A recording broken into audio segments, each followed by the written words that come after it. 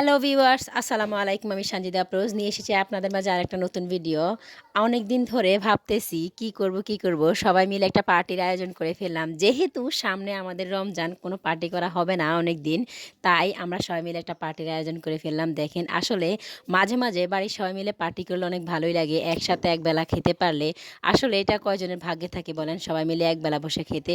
তাই আমরা আয়োজন করে ফেললাম সবাই মিলে ডাল ভাত মাছ মাংস একসাথে।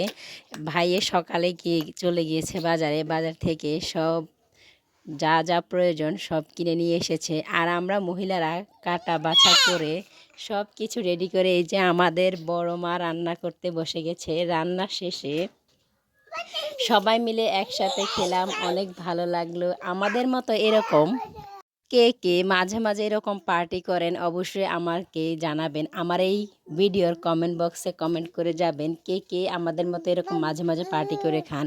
আমরা তো প্রায় সময় খাই, আসলে এটা একটা মজার ব্যাপার, টাকা পয়সাটা বড় জিনিস না।